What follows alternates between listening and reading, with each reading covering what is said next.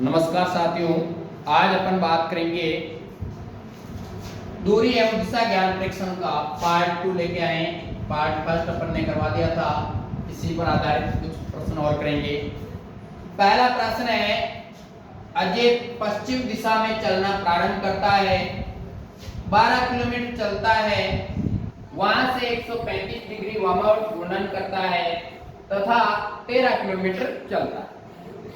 बताओ प्रारंभिक स्थान से किस दिशा में तथा कितनी दूरी पर है। तो देखना, अजय पश्चिम दिशा में चलना प्रारंभ करता है, तो इस दिशा में चल रहा है, ये पश्चिम दिशा है, इधर वाली पश्चिम है, इधर वाली पश्चिम दिशा में चलना प्रारंभ करता है और 12 किलोमीटर चलता है, ये 12 किलोमीटर। अब कहने का मतलब इस तरफ जा रहा है, यहां से 135 डिग्री वामावर्त घूर्णन करता है। वामावर्त का मतलब होता है घड़ी की विपरीत दिशा में। वामावर्त का मतलब क्या होता है, घड़ी की विपरीत दिशा में घूर्णन करता है। देखो यहां से जैसे घूमेगा तो ये जैसे सीधा एकदम होगा, इसका मतलब ये तो 90 डिग्री हो जाएगा और फिर 90 इधर बचेगा, टोटल 180 होता है एक सरल रेखा पर, उसमें से 135 डिग्री घूम रहा है। कहने वाला यहां तक 90 हो गया और फिर 45 डिग्री और, तो कहने का मतलब ये इतना घूम गया, पूरा इतना घूम गया तथा 13 किलोमीटर चलता है। यहां से घूमकर ये इतना घूमकर ये कितना चल रहा है, 13 किलोमीटर। ये मैं इसको 13 किलोमीटर, ठीक है। बताओ प्रारंभिक स्थान से किस दिशा में तथा कितनी दूरी पर है। ये दूरी थी 12 किलोमीटर, ये 13 किलोमीटर। बताओ प्रारंभिक स्थान से किस दिशा में तथा कितनी दूरी पर है। तो देखो यहां से ये कौन सा बन गया, त्रिभुज, पाइथागोरस प्रमेय सूत्र से समकोण त्रिभुज बन गया। तो देखना दिशा तो कौन सी होगी, दक्षिण दिशा। दिशा तो कौन सी होगी, ये दक्षिण दिशा। तो दिशा का उत्तर अपने क्या आ गया, दक्षिण। और दूरी ज्ञात करनी है तो इसको मान लेता हूं मैं कर्ण, ये आधार और ये लंब। तो देखना ज्ञात क्या करना है, लंब। तो लंब बराबर अंडर रूट में आधार स्क्वायर प्लस, सॉरी लंब ज्ञात करना है तो कर्ण स्क्वायर माइनस आधार स्क्वायर, कर्ण स्क्वायर माइनस आधार स्क्वायर। तो यहां से देखो लंब क्या आ जाएगा अपना, लंब बराबर कर्ण तो कितना है 13, तो 13 का स्क्वायर माइनस आधार कितना है 12, तो 12 का स्क्वायर। देखो 13 का स्क्वायर कितना होता है 169, 13 का स्क्वायर कितना होता है 169 माइनस 12 का स्क्वायर कितना होता है 144, कितना होता है 144। अब देखो 169 में से 144 घटाएंगे, लंब बराबर अंडर के अंदर तो कितना बचेगा 25, अंडर के अंदर 25, अंडर 25 का अंडर निकालेंगे तो लंब बराबर कितना आ गया 5, 25 का अंडर कितना होता है 5। तो यहां से ये दूरी क्या आ जाएगी 5 किलो, कितनी आ जाएगी 5 किलोमीटर। लंब अपना क्या आ जाएगा यहाँ पर 5 किलोमीटर। कहने का मतलब बताओ प्रारंभिक स्थान से किस दिशा में तक कितनी दूरी पर, कितनी दूरी रहेगी 5 किलोमीटर और दिशा कौन सी रहेगी, दक्षिण दिशा। That is answer. अगला क्वेश्चन देखना, राकेश 10 किलोमीटर उत्तर में चलता है, फिर 6 किलोमीटर दक्षिण में चलता है, फिर 3 किलोमीटर पूर्व में चलता है। बताओ वे प्रारंभिक स्थान से कितनी दूरी पर है। तो अपन इस प्रश्न को सरल करने के लिए डायग्राम का उपयोग करेंगे। देखना राकेश 10 किलोमीटर उत्तर में चल रहा है, इधर चल रहा है, ये 10 किलोमीटर हो गया, 10 किलोमीटर उत्तर में चलता है, फिर 6 किलोमीटर दक्षिण में। तो यहां से जैसे ये पूरी दूरी हो गई 10 किलोमीटर, फिर यहां से 6 किलोमीटर मान लो, मैं यहां तक मान लेता हूं, यहां तक, ऐसे थोड़ा नीचे मान लो, यहां तक 6 किलोमीटर। वापस दक्षिण में आया, ये हो गई 6। पीछे कितनी बची? 4 किलोमीटर। 6 किलोमीटर दक्षिण में चलता है, फिर 3 किलोमीटर पूर्व में चलता है। 3 किलोमीटर पूर्व में, इस तरफ हो गई पूर्व, ये 3 किलोमीटर।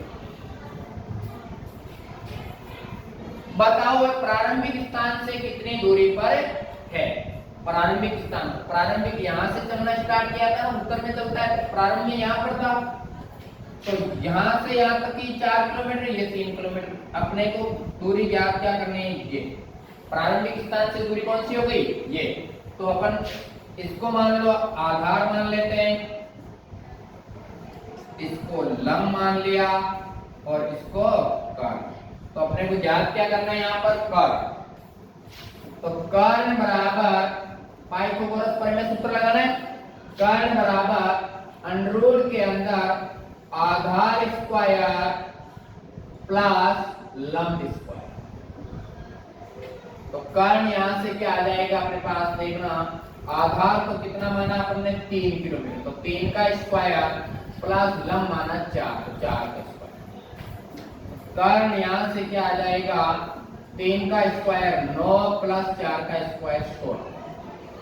कर्ण बराबर अंडररूट के अंदर 16 और 9 कितने हो गए? 25, और 25 का अंडररूट कितना होगा? 5। कर्ण बराबर कितना आएगा? कर्ण कितना आ जाएगा? 5 किलोमीटर। कितना आ जाएगा? 5 किलोमीटर। तो कहने का मतलब प्रारंभिक स्थान से दूरी, प्रारंभिक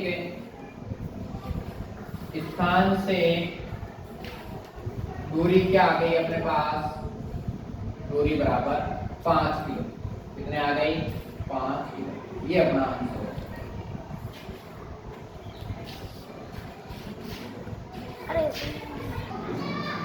अगला प्रश्न देखना, थोड़ा सा अलग है। एक ट्रेन दक्षिण में जा रही है तथा उसी वेग से हवा पूर्व दिशा से आ रही है।